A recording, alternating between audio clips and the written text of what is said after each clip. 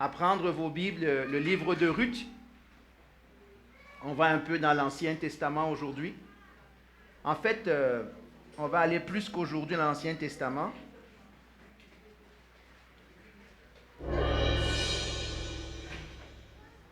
J'aimerais faire une étude du livre de Ruth les dimanches. Dans Ruth, le livre de Ruth,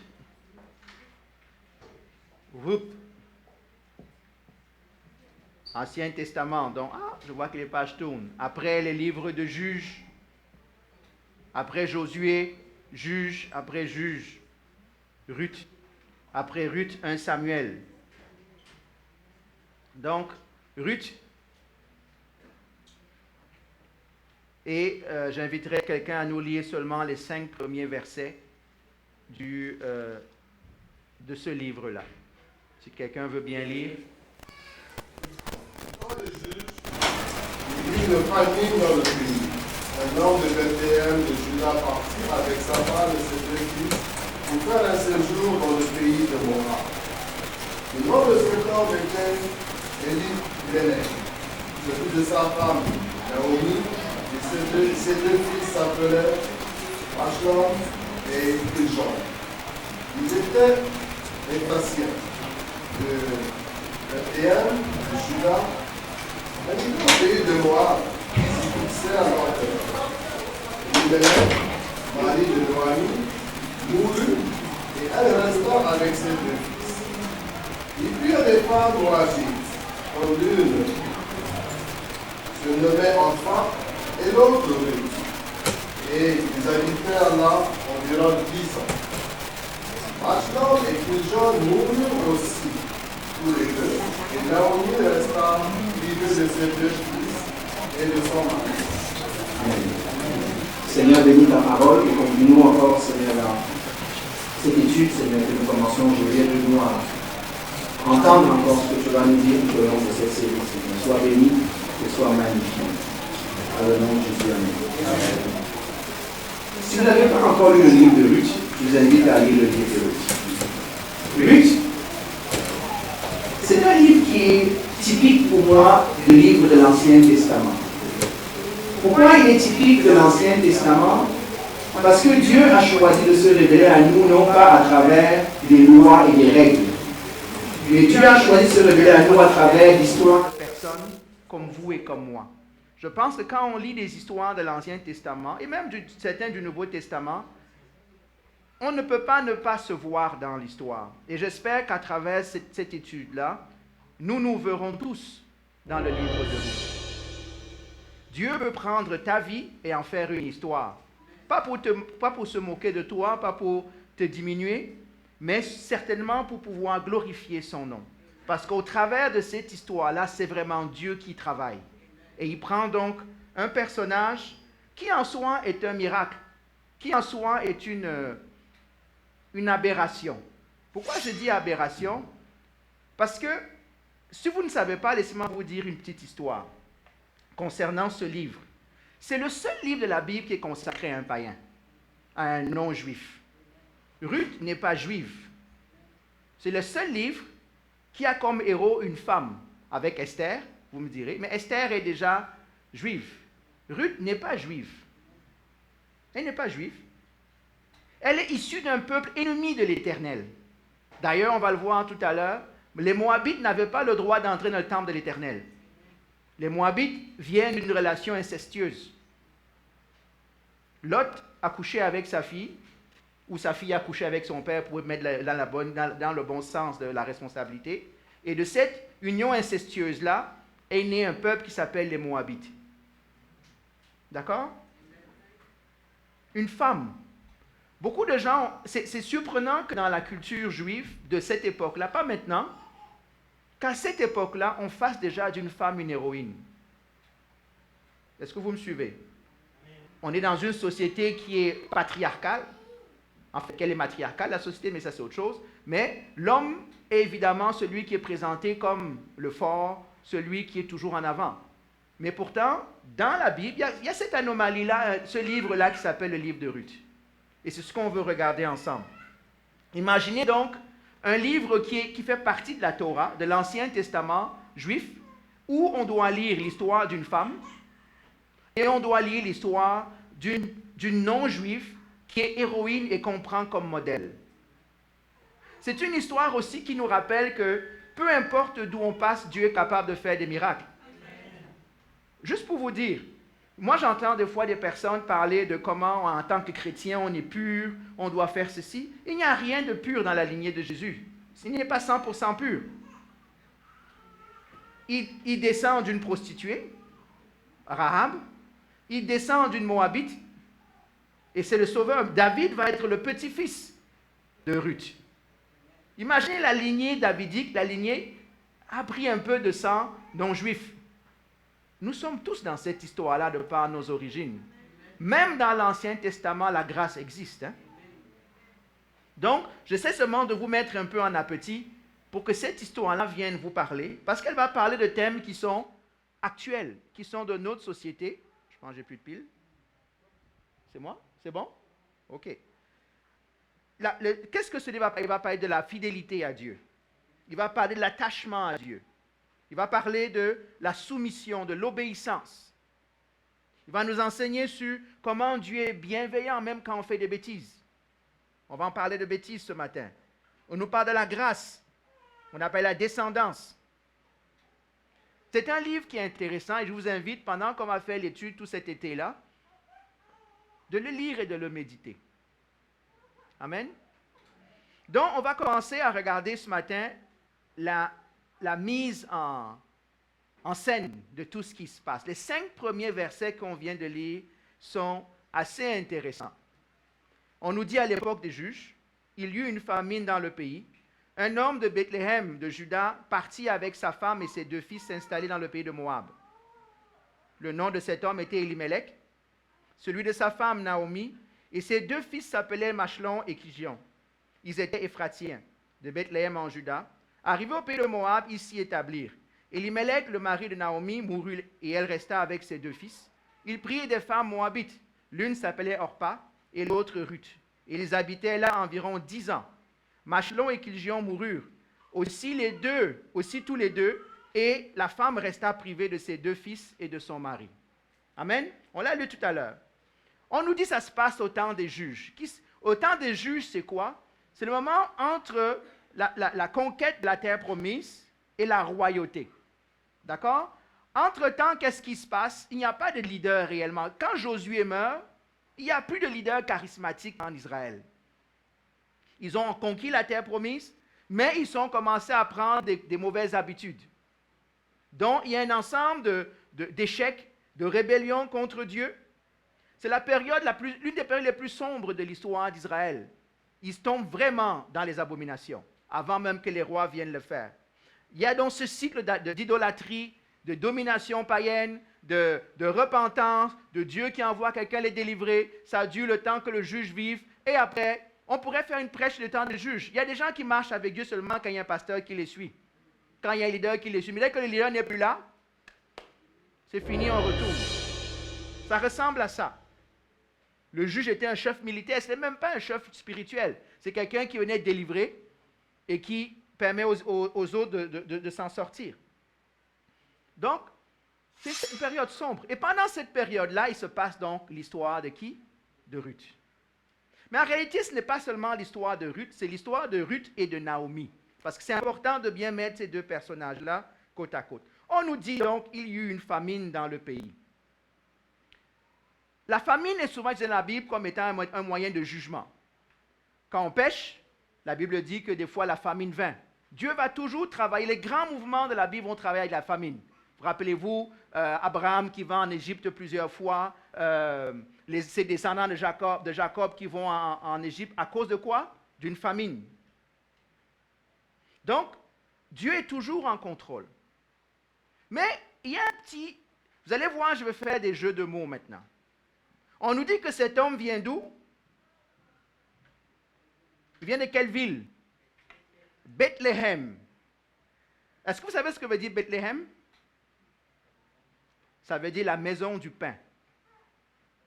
Imaginez la maison du pain dans le pays où coule le lait et le miel. C'est ça la terre promise. Mais il arrive que pendant un moment donné, la maison du pain ne produit plus de pain. Est-ce que vous voyez l'ironie de tout ça? Que nous vivons dans la maison du pain, la fabrique du pain, mais il n'y a plus de pain. On meurt de faim. On peut être dans la bénédiction de l'Éternel, comme ce peuple-là, et mourir et passer à travers des épreuves. Beaucoup de gens pensent que être où Dieu m'a demandé d'être veut dire que ma vie va être un long fleuve tranquille, rempli de bénédictions qui vont s'accumuler. On ne nous dit pas qu'il y a la famine à cause d'Elimelech et sa famille. On dit que toute la terre, donc à cause de ces rébellions-là, il manque de pain. Est-ce que tu sais que le désert où tu peux te trouver, c'est un désert même au milieu de l'endroit où Dieu veut que tu sois? Nous, on a tendance, on en parlait hier à l'étude biblique, on a tendance à croire que quand ces choses-là arrivent, Dieu n'est pas avec nous. Dieu est toujours là. Dieu est toujours là. Donc, tu peux être en plein milieu de ta bénédiction, de ta promotion au travail, de ton high spirituel. Tout à coup, il y a tout un vide qui se passe. Il y a une famine, il y a un désert qui arrive. La question maintenant, c'est de savoir qu'est-ce que je fais pendant le désert dans lequel je suis. Vous devez voir cette histoire-là comme ça. Il est censé être dans une ville où on produit du pain, où il y a à manger en abondance, mais ce jour-là, pendant une saison, il y a quoi? Il y a une famine. Est-ce que tu passes par un désert? Est-ce que tu es à l'endroit où tu sais que tu es à l'endroit où Dieu veut que tu sois? Parce qu'il est certainement dans la terre promise, Elimelech et sa famille. C'est vrai? Mais quand même, la famine peut te trouver là où tu es. La question maintenant, c'est qu'est-ce qui va se passer? Comment je gère cette famine-là? Elimelech dit, lui, il est fatigué de trimer. Il lève le regard et il apprend qu'à Moab, il y a du pain. Il y a à manger à Moab. Et donc, qu'est-ce qu'il fait, à votre avis? Il prend sa famille et il y va. Est-ce que c'est une mauvaise décision? Ne répondez pas vite. Ne répondez pas vite. Naturellement, ce n'est pas une mauvaise décision. Un homme qui veut pouvoir au bien-être de sa famille, c'est normal qu'il se débrouille pour que les gens mangent chez lui. C'est vrai? C'est la responsabilité du père. Et donc, il prend une décision. Le problème avec la décision, c'est qu'il s'en va à Moab. D'accord? C'est quoi le problème de Moab, à votre avis? Quelques-uns. Premièrement, Moab est une illusion. Moab représente l'illusion que l'ennemi nous présente. Le mot Moab veut dire, il y a deux manières d'interpréter le mot Moab. Moab veut dire du père, donc c'est quelqu'un qui vient du père, c'est comme ça que ça vient. Mais il y a une autre signification du mot Moab, ça veut dire belle terre. Moab veut dire belle terre. Ça veut dire quoi? Ils sont dans la misère quelque part, et qu'est-ce qu'ils font? Ils voient quelque part qui paraît plus beau. Ça vous arrive des fois de penser que le gazon est plus vert ailleurs, hein? On pense que c'est toujours mieux ailleurs. Donc, les voilà dans leur misère, et ils lèvent le regard et ils voient qu'on apprend qu'à Moab, il y a à manger. Donc, qu'est-ce qu'ils font? Il y en a qui restent, mais eux, ils décident de faire quoi? De partir vers la belle terre. Le problème avec ça, c'est quoi? C'est qu'ils commencent à se compromettre en faisant ça. J'aimerais vous le montrer. Elimelech, le mot Elimelech veut dire « Dieu est mon roi ». D'accord? En passant, je vais le faire à la fin. Moi, je crois que les noms veulent dire quelque chose. Hein? Les noms sont porteurs de quelque chose. Je ne vais pas dire d'un pouvoir, je ne vais pas être mystique, mais les noms veulent dire quelque chose. J'espère en passant, ceux qui auront le privilège, la grâce d'avoir des enfants, de bien choisir les noms de vos enfants. Parce que le nom veut dire quelque chose. Le nom est porteur d'un message. D'ailleurs, pour certains d'entre nous, dans notre culture, les noms de famille voulaient dire quelque chose. Quand tu vas au village, dans mon village, en tout cas dans ma région, tu demandes le nom de quelqu'un, par son nom, tu peux connaître son histoire. Parce que c'est pour ça qu'il n'y avait pas le nom du père qui était donné aux enfants. C'était tout un tas de noms comme ça, dépendamment des circonstances. Ma tante s'appelle Sijou, ça veut dire que Dieu a entendu. Pourquoi est-ce que Dieu a entendu? Parce qu'avant elle, il y a eu 3 fausses couches. Et donc ma grand-mère a dit, je vais attendre que l'enfant grandisse. Comme elle est devenue grande, là j'ai dit, Dieu a entendu ma prière. Il y a tout un tas de choses qui vont faire que le nom veut dire quelque chose. Et même dans les études sociologiques non chrétiennes, ils vont montrer qu'il y a des études qui montrent que les noms qu'on donne à nos enfants ont une influence plus tard sur leur vie. Donc, rien de nouveau à ce que je dis là. Et je ne veux pas rentrer dans le mysticisme. Non, il n'y a pas de mysticisme. Tout ce que je vous dis, c'est que le nom a un poids. Le nom a un héritage. Mais regardez le nom d'Elimelech. Elimelech dit quoi? Dieu est mon roi. Sauf que pendant la difficulté sous le règne de son roi, il choisit de sortir du règne de son roi pour aller à Moab. Parce que Moab n'est pas une terre d'Israël. Moab est une terre étrangère. Donc déjà, en faisant ce geste-là, Elimelech se coupe de Dieu. Elimelech fait ce compromis-là, juste aller à côté. Vous allez me dire, oui, il n'a pas fait, c'est pas si grave. Avant même, Abraham est parti jusqu'en Égypte. Jacob est parti jusqu'en Égypte. Lui, il a juste traversé le Jourdain. Il est parti chez des cousins, parce que c'est quand même Lot et le neveu d'Abraham. Donc, ils sont cousins quelque part. Mais le compromis, des fois, ne m'amène pas très loin. Le compromis m'amène des fois juste de l'autre côté de la rivière, juste de l'autre côté. Et c'est comme ça que l'histoire commence à dégringoler pour eux. Ils quittent la protection divine. Laissez-moi vous dire une chose. Même quand tu passes par des moments difficiles, reste fidèle à Dieu. Parce que tu es encore sous la protection de Dieu. Et si tu commences à écouter les voix de l'ennemi, c'est pas grave, va juste là-bas. Ça semble bien de s'organiser là-bas. Tu es déjà en train de quitter ta position de la terre promise pour aller à un endroit où tu t'ouvres à d'autres types d'attaques qui vont arriver. Et on va le voir tout à l'heure. Le péché, les compromis finissent par amener plein de résultats. Donc voilà, Elimelech, c'est une bonne décision, vous m'avez dit. Mais on va voir que c'est une bonne décision à court terme. Parce qu'à terme, on va se rendre compte, on le voit dans les 5 premiers versets, que l'histoire ne tourne pas si bien que ça. Finalement, là-bas, il y avait peut-être une belle terre, mais c'est une terre de mort. Tout le monde meurt là-bas. Le mari meurt, les enfants meurent. Est-ce que c'est finalement une bonne décision? Donc, faisons attention, dans les moments difficiles, on a tendance des fois à prendre des décisions qui nous éloignent de Dieu. Le monde là-dehors a beaucoup de séduction. En passant, ce n'est pas étrange. Ça se répète déjà. Regardez quand Abraham et Lot veulent se séparer. Abraham dit à Lot quoi? Choisis où tu veux aller et moi, j'irai de l'autre côté. Si vous lisez attentivement le texte biblique nous dit ceci. Lot regarde à gauche et à droite et il voit une terre qui est très belle. Et de l'autre côté, c'est le désert. Il dit, il a choisi d'aller où à votre avis? Il a choisi d'aller chez Sodome et Gomorrhe. Parce que souvent, ce qui est beau est une beauté superficielle quand on ne fait pas attention. C'est une beauté qui amène d'autres défis. Des fois, si on regarde seulement avec l'homme naturel, ou les yeux naturels, excusez-moi, on ne voit pas les dangers de certains types de beauté qui sont juste superficiels. Le malin n'attire jamais avec le vinaigre, comme on dit.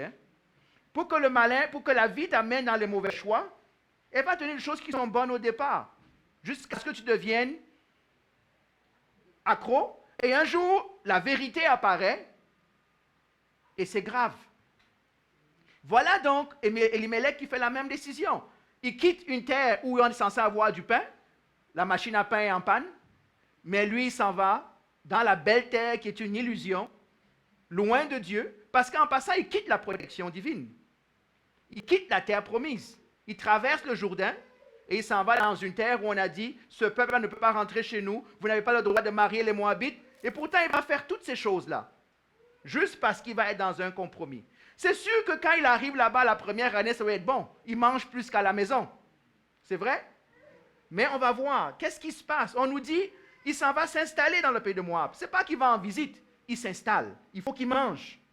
Il s'appelle Elimelech, sa femme c'est Naomi. Vous savez ce que veut dire le mot Naomi? On va voir les parents de Naomi, là. Ça veut dire quoi ça? Naomi, ça veut dire l'heureuse. Ça veut dire agréable. Ça veut dire beauté. Ça veut dire grâce. Donc, imaginez Naomi qui quitte au bras de son mari. Elle quitte au bras de son mari comment? Heureuse. Elle quitte une situation difficile et elle s'apprête à aller à un endroit où il y a à manger. Elle est heureuse. Elle est pleine de grâce. Mais on va voir, elle va devenir amère.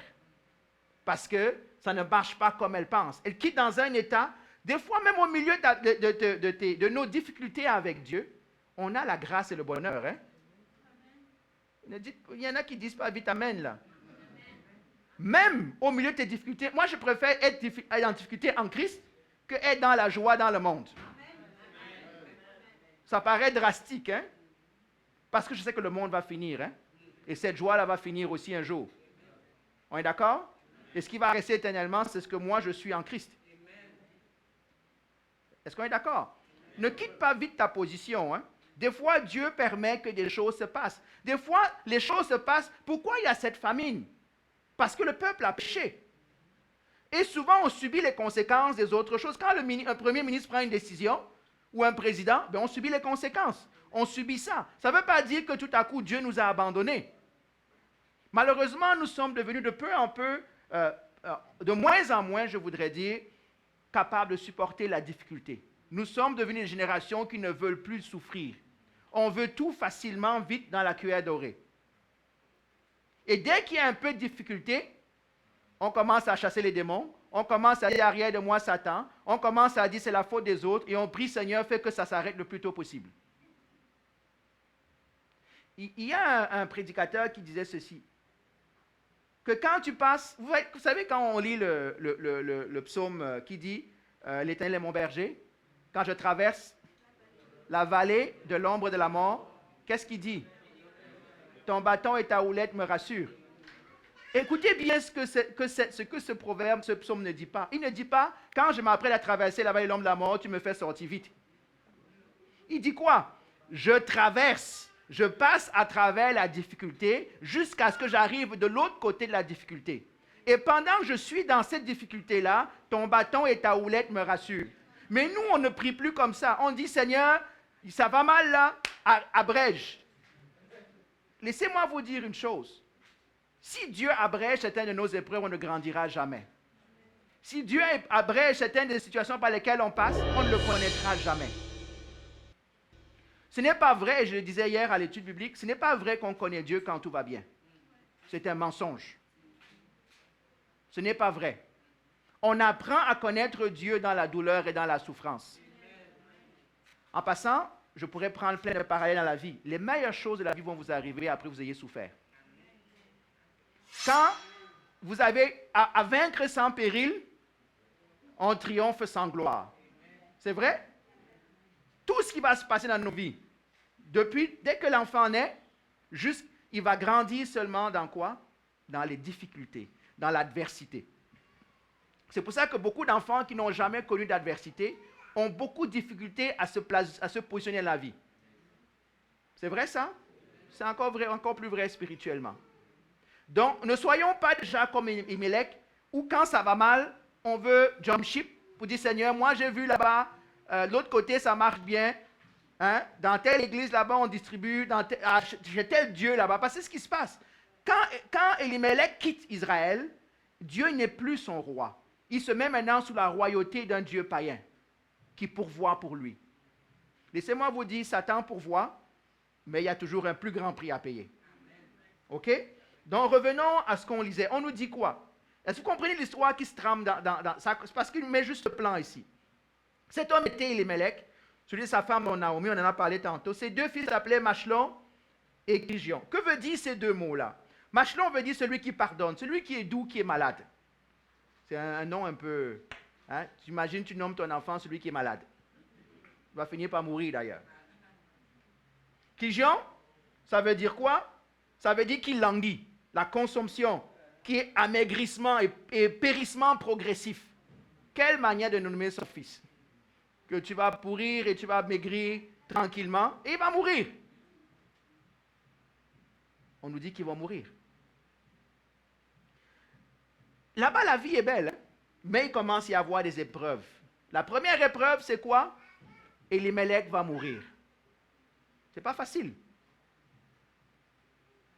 Est-ce qu'il meurt parce qu'il est allé là-bas? Je ne sais pas. Ce qui est, c'est qu'il meurt où il ne devrait pas être. C'est ça la réalité. Il meurt où il ne devrait pas être. Et cette décision-là va faire une chose qui est importante. Dans la société juive de l'époque, le père est le pourvoyeur. Une femme qui n'a plus de mari a la difficulté. Parce qu'il n'y a plus personne pour la protéger. Il n'y a plus personne pour pouvoir à ses besoins. Elle n'a plus de famille autour d'elle pour pouvoir pourvoir. Mais elle a encore la grâce d'avoir quoi? 2 fils. Donc le père meurt. Il meurt à l'endroit où il ne devrait pas être. Moi, je pense qu'il meurt par conséquence de sa désobéissance. Il a quitté la protection divine. Moi, je pense que ça y contribue. Donc, première tragédie, le père meurt. Avant la deuxième tragédie qui est plus grave, qu'est-ce qui se passe? Il y a un peu de joie. Cette femme-là, Naomi, va continuer de se compromettre en faisant quoi? En donnant en mariage ou en prenant en mariage pour ses fils 2 femmes moabites, Orpa et Ruth. Que veut dire Orpa? Ça veut dire défection. Et en passant, elle va lâcher. On est d'accord? Donc Orpa veut dire dos, jeunesse, nuque, défection. Ruth veut dire quoi? Compatissante, comblée de bien, amitié, attachement, réconfort.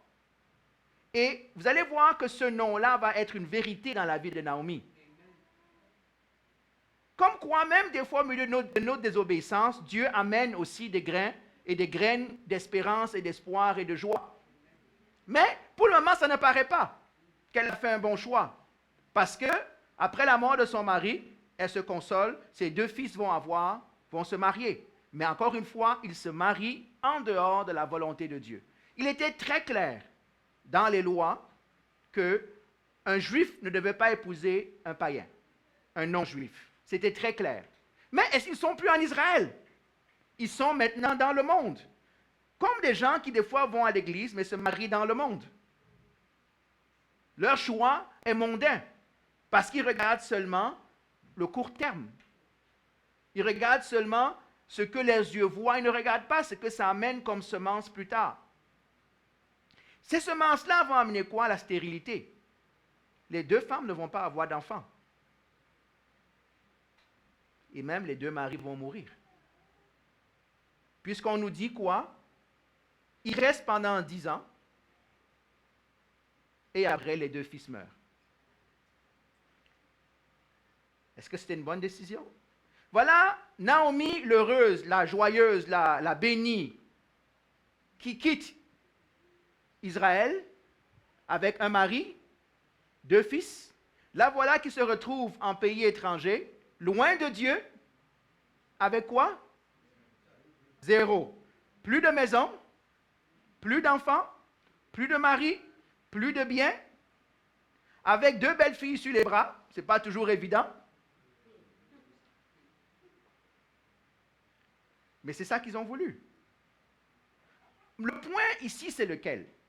Les décisions que nous prenons des fois, non, ça peut paraître beau à court terme, hein? Mais à moyen et long terme, c'est là où on va vraiment voir les impacts des bonnes décisions qu'on a prises. Parce qu'ils ont pris des décisions qui ne sont pas selon ce que Dieu veut. Première décision, sortir de la terre promise. Quitter la protection divine. Laissez-moi je vais insister, c'est mon point ce matin. Un de mes points. S'il vous plaît, quel que soit ce qui se passe dans votre vie, ne quittons pas la protection divine. Même dans notre souffrance, acceptons et sachons être soumis à Dieu. Je vous dis que des fois, on prend des décisions, on ne s'en rend pas compte, c'est à notre propre malheur. C'est à notre propre malheur. Ce qui est surprenant, dans les traductions que vous avez lues, dans le verset, qui peut me lire le verset 5 dans sa Bible?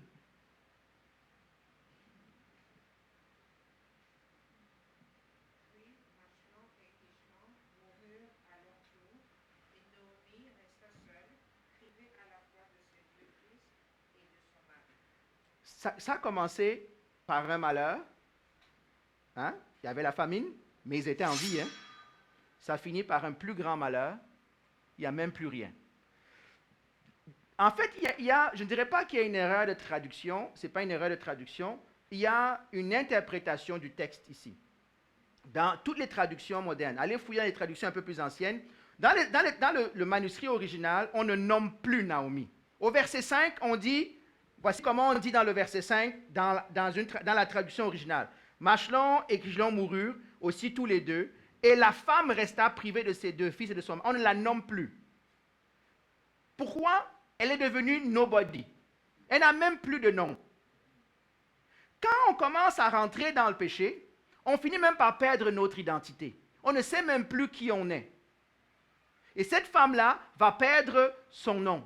D'ailleurs, quand on va le lire la semaine prochaine, elle ne va plus s'appeler Naomi. Elle dit, ne m'appelez plus Naomi, appelez-moi Mara. Je suis amère. Elle perd complètement son identité. Un des grands défis qu'on a dans la foi, et je le dis et je le redirai toujours, c'est de savoir garder son identité en Christ. Beaucoup d'entre nous souffrons d'un déficit d'identité. Et c'est pour ça que ce qui est là dehors nous attire tant que ça. On cherche à s'identifier à quelque chose. Et comme on n'arrive pas à s'identifier à Christ, on va s'identifier au monde. Laissez-moi vous dire une chose, quand on s'identifie au monde, on s'identifie à Satan. Je voudrais être le plus clair possible. Nous avons, on célèbre la fête des pères. On a chanté tout à l'heure que l'Éternel est papa.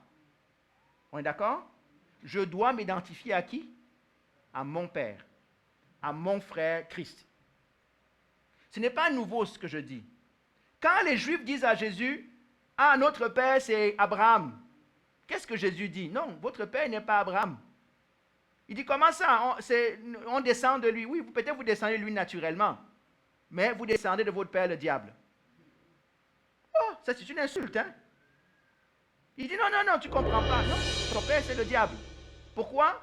Parce qu'il est menteur, toi tu mens, donc tu lui ressembles.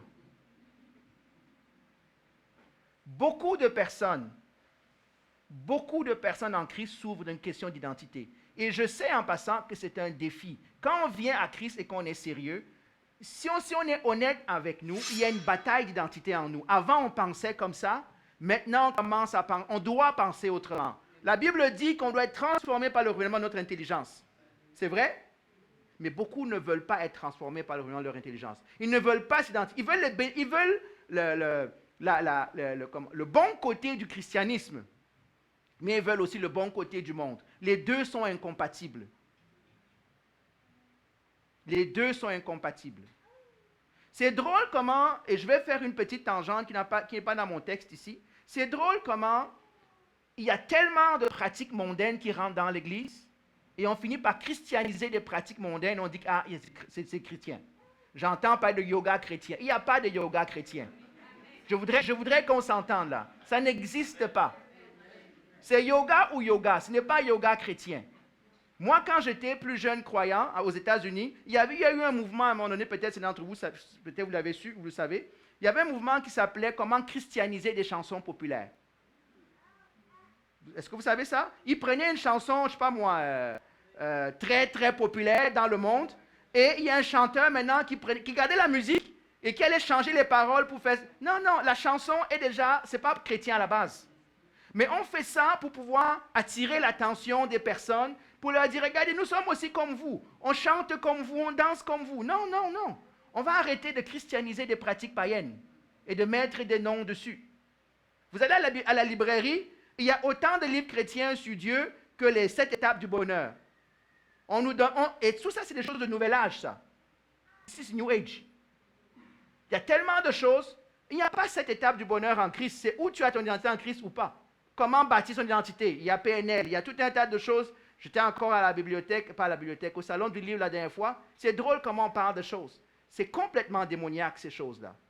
Complètement. On court encore après des vedettes, on nous dit qu'Obama va revenir, pium, tout le monde va aller écouter un grand orateur. En passant, je n'ai rien contre lui. C'est un homme qui a du pouvoir, gloire à Dieu pour lui. Mais il n'y a rien de chrétien en lui, en tout cas dans ce qu'il est en train de transmettre. Il est humaniste, il n'est pas chrétien. Il est Oprah de ce monde, qui nous raconte plein d'histoires. Et elle-même est ni Christ. Mais nous, on s'en va en tant que chrétiens boire leurs paroles. On s'identifie à tous ces mouvements-là. Il y a tellement de choses qui détruisent l'Église. Pourquoi? On se compromet. On quitte la protection de Dieu, on s'en va se forger une identité sur d'autres choses. Laissez-moi vous dire une chose, notre identité ne peut être bâtie que sur Christ, qu'à l'image de Christ. Il ne peut pas y avoir d'autre. C'est drôle comment, pour moi, c'est la crise du 21e siècle, du 20e siècle, du christianisme. On n'a plus d'identité. On a une coquille qui est vide.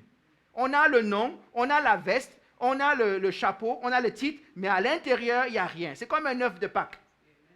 Si tu as faim, ne va pas prendre un œuf de Pâques. Mais c'est beau par contre. Tu peux le mettre sur ton bureau, ça va paraître beau. Ça va attirer les enfants, mais ça ne va pas les nourrir.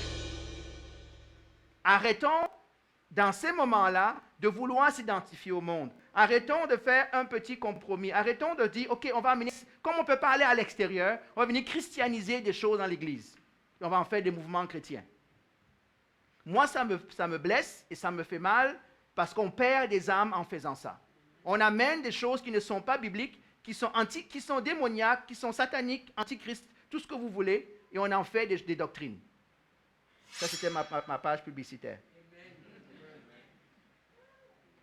Naomi perd son identité. Pourquoi est-ce qu'elle a perdu son identité? Parce qu'elle est partie où elle ne devrait pas.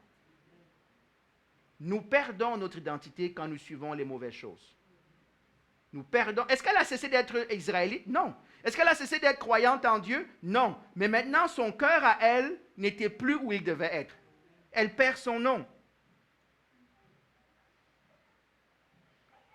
Combien de personnes, moi j'en connais plusieurs, ils étaient chauds dans la foi à un moment donné, ne sont plus dans la foi, ils sont là errants comme des brebis. Ils cherchent à s'accrocher à quelque part. Ils ne peuvent plus s'accrocher au monde parce que l'ancien Christ dit que ce n'était pas tout à fait vrai. Ils ne peuvent pas revenir à Christ parce qu'ils ont goûté aux choses du monde et ça semble les attirer plus. Ils sont en train de perdre leur identité. Ils sont en train de perdre qui ils sont. Je veux rappeler ce que ce texte nous montre. Est-ce que ça va? On a juste pris 5 versets là. J'espère que nous nous voyons dedans.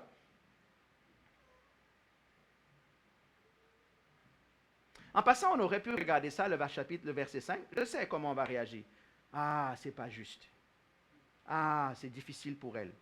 Oui, c'est difficile pour elle. Mais il faut qu'on comprenne pourquoi. Est-ce que Dieu l'a oublié? Qu'est-ce qu'on apprend? Es-tu dans la maison du pain? Si la maison du pain commence à manquer de pain, ne sors pas vite de la maison du pain. Reste où Dieu t'a demandé d'être. Passe au travers, grandis là-dedans. Parce que si tu quittes la protection divine, tu commences à ouvrir des portes dans ta vie. Compromis. Je rappelle en passant, il y en a beaucoup qui pensent que quand on est en Dieu, il n'y a pas de souffrance. Il y a beaucoup qui disent, ah mais moi je suis très sérieux, je prie tous les jours, je jeûne 4 fois par semaine. Ça ne change rien. Tu vas passer par des moments difficiles. Et je ne suis pas prophète de malheur, je suis juste le réaliste. Beaucoup de gens pensent, moi j'entends des gens, oui mais depuis que je suis chrétien, j'ai des problèmes que je n'avais même pas avant. Oui, peut-être tu les avais, tu ne savais même pas que tu les avais, tes problèmes. C'est normal, tu as un nouvel ennemi maintenant déclaré, fort officiel. Là. Avant, tu étais l'enfant de l'ennemi, du malin. Il n'avait pas de problème avec toi, tu étais déjà avec lui. Maintenant, quand tu lui tournes le dos, il ne va pas te laisser partir comme ça. Il ne va pas te laisser partir. C'est normal que tout à coup, certaines choses qui arrivaient n'arrivent plus, et d'autres qui n'arrivaient pas commencent à arriver. Satan ne laisse personne partir gratuitement. Hein? La Bible dit que pour qu'on nous arrache la vie les griffes de Satan, il y a une bataille qui se passe. Il n'est pas là en train d'attendre, ok, j'attends que Jésus vienne me réclamer telle personne. Dès qu'il me dit, ok, donne, je donne. Non, il dit non, il m'appartient. Voilà ce que j'ai fait avec lui. Quand on passe par des moments difficiles en Christ, ça ne veut pas dire que Dieu nous a abandonnés. Même au milieu de nos difficultés, Dieu est là.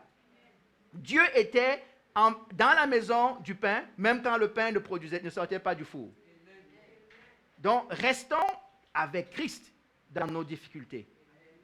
Laissons-le gérer la situation. Souvent, on se réfugie à Moab. Combien de fois on est passé par des moments difficiles et tout à coup on commence à faire des choses qu'on ne faisait pas avant. On commence à faire des pratiques, on commence à faire certaines choses. C'est une manière de se compromettre. Je vous ai dit, il quitte la maison du pain. Il quitte l'endroit où le coule quoi? Le lait et le miel. et ils s'en vont seulement dans la belle terre. Il n'y a rien de comestible dans la belle terre, c'est juste beau. Combien de fois on tombe dans ces pièges-là? On pense que c'est meilleur ailleurs. En faisant ça, on quitte la couverture divine et on s'en va maintenant dans le camp de l'ennemi. 2 batailles en passant en Christ. Nous l'aurons toute notre vie. Première bataille, mon identité. À qui est-ce que je m'identifie? La deuxième bataille, c'est rester dans ma position. Le travail de l'ennemi, c'est juste 2 choses. Tout ce qu'il veut, c'est te faire quitter de ta position. Parce qu'il sait que quand tu es en position, il ne peut pas t'atteindre de la même manière que si tu es hors position. Donc, qu'est-ce qu'il va faire? Il va t'amener hors position. Et pour t'amener hors position, il va t'amener les compromis, il va mener les compromis. Il va nous amener à des endroits, là, tu as quitté la protection divine. Hein, comme on disait chez nous, tu es sorti de la barrière. Là, maintenant, tout peut arriver là-dehors. Faites attention à Moab. Ce qui semblait être une décision bonne, hein? Vous m'avez tous dit que c'était une bonne décision. C'est un papa qui a pris une bonne décision. C'est devenu quoi? Un cauchemar. C'est devenu un cauchemar. Je vous ai dit, Satan sait nous attirer avec du sucre. Hein? Il enrobe le poison dans du sucre. Quand vous lisez d'ailleurs comment certains jeunes tombent dans la drogue, beaucoup de personnes, vous savez pourquoi? Quelques-uns. Je prends le mauvais côté. Je parle pas, parce que quand du bon côté, des fois les gens deviennent addicts parce qu'à l'hôpital, ils commencent pour calmer la douleur, ils tombent dans la morphine et tout. Quand les jeunes s'en vont, on leur dit, prends un petit truc, tu vas planer, tu vas voir, tu vas être high, tu vas être le king, tu vas être le plus champion, tu vas être le plus fort de la terre. C'est sûr que quand il prend ça à 30 secondes, il pense qu'il est devenu hyper courageux, il est capable de sauter des... Sauf que le problème, c'est que les highs du Satan t'amènent toujours à aller plus high. Hein? Et plus high tu vas, plus grande est la chute. Imaginez qu'au début, là, on leur donnait quelque chose qui sentait mauvais. Est-ce qu'ils auraient pris ça pour goûter? Non. Pourquoi est-ce que les compagnies de tabac mettent des saveurs de miel, de cannelle, de menthe au tabac? C'est pour attirer les jeunes. C'est pas vrai? Ils sont en train de sortir une nouvelle loi de dire maintenant dans les vapoteuses, on ne doit plus mettre du sucre. Le goût de sucre. Vous savez c'est quoi les vapoteuses? C'est la nouvelle entrée dans la cigarette et dans ceci. Maintenant, comme ça va goûter mauvais, on va mettre du sucre. Comme ça, quand un jeune va tirer ça, il aura envie et il va devenir accro. Regardez les boissons sucrées. Satan n'attire pas avec les choses pourries. Hein? Il t'attire d'abord avec ce que tu veux. Moab ressemble à ça. L'endroit où ça paraît bien, mais derrière, il n'y a rien. C'est le désert.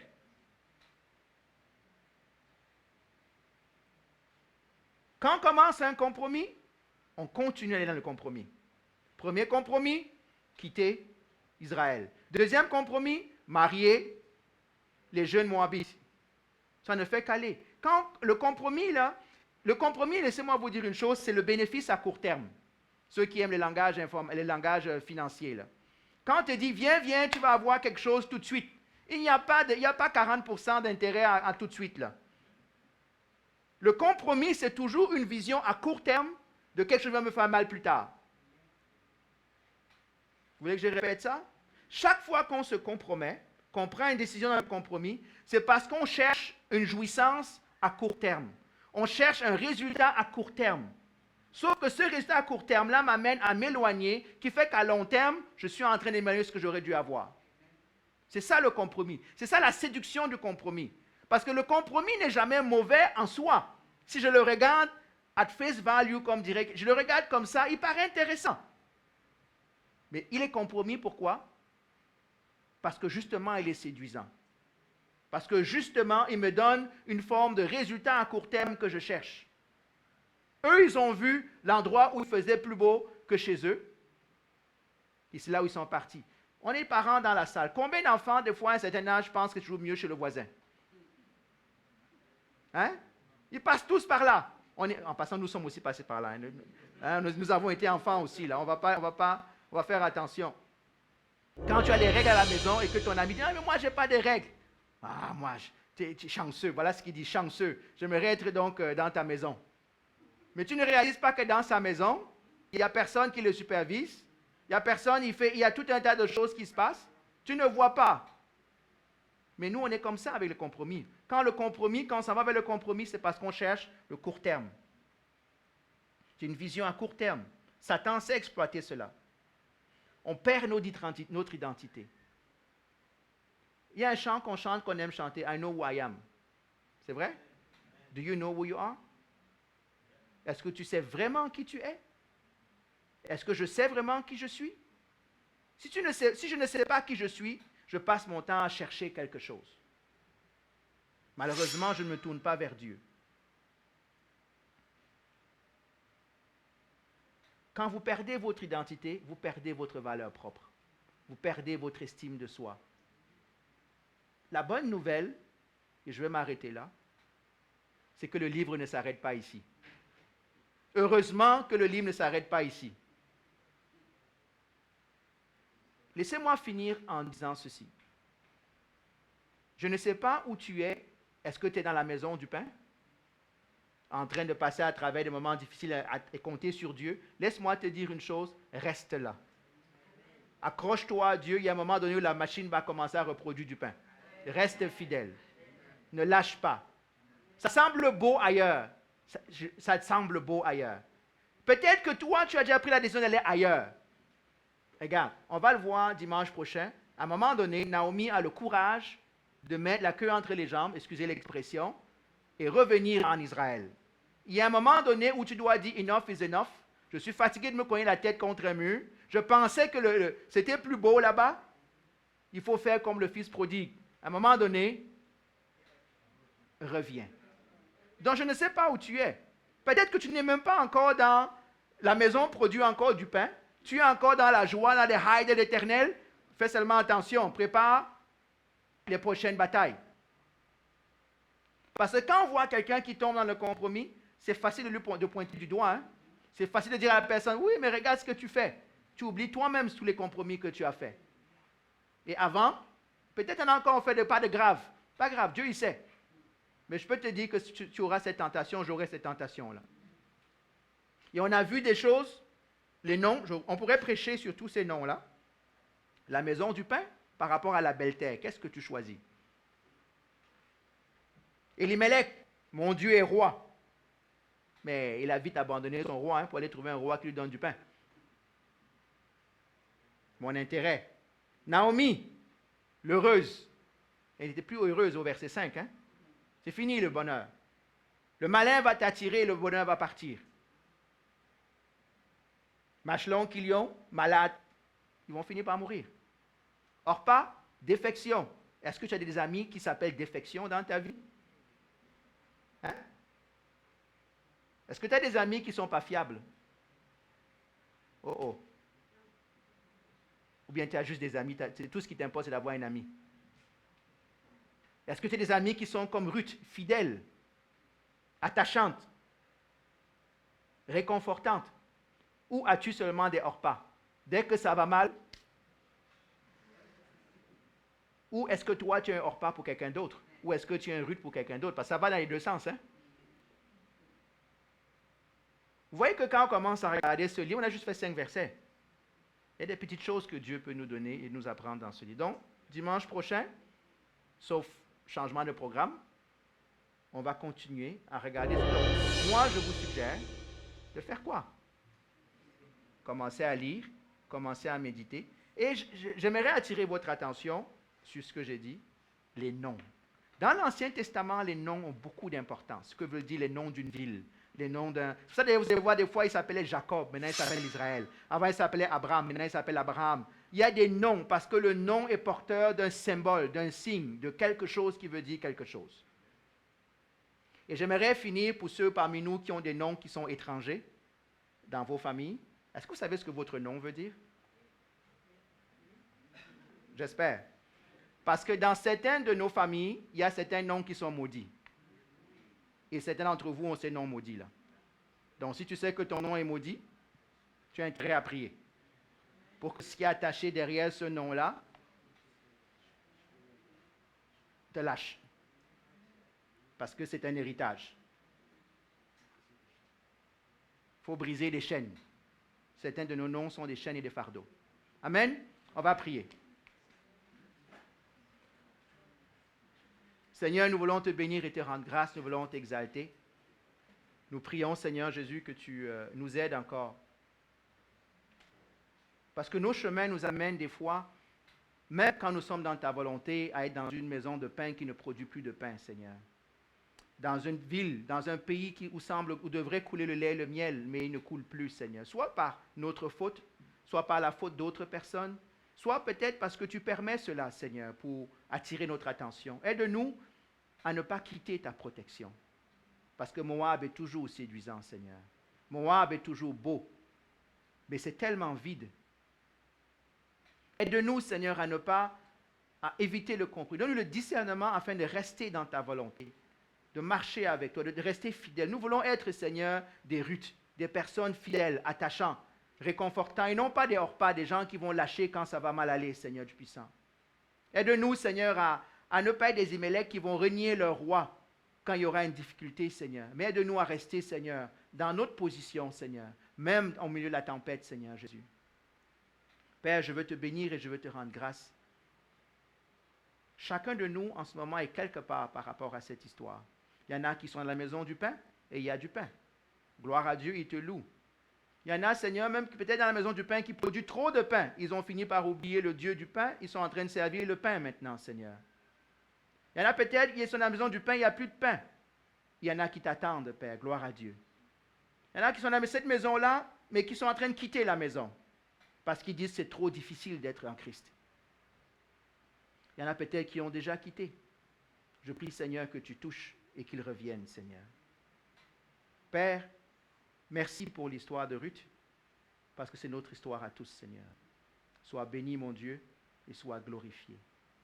Amen. Soyons bénis. Pendant que je parlais des noms, je voudrais juste dire une chose. Certains de nos noms viennent d'une autre personne. On est d'accord? Peut-être certains d'entre vous n'avaient pas ces cultures-là, mais chez nous, on a cette culture-là. Est-ce que vous connaissez l'histoire de cette autre personne-là? Vous devez la connaître aussi. Parce qu'il y a aussi des liens qui vont se faire à travers le nom de cette autre personne-là. Si c'est quelqu'un qui aime des mauvaises choses, je peux vous assurer que ce nom-là est porteur de... Donc, ça c'était mon enseignement on the side. Que veut dire vos noms? Les noms sont importants et assurez-vous de briser les chaînes qui ont besoin d'être brisées si c'est nécessaire. Amen. Amen. Soyons bénis. Je rencontre quelques personnes tout de suite après, donc ceux qui sont là, si ont besoin de prière, venez me voir. Passez une bonne semaine.